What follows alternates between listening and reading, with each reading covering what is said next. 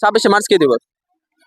26শে March না, স্বাধীনতা দিবস না না 26শে মার্চ কি দিবস? 26 স্বাধীনতা দিবস।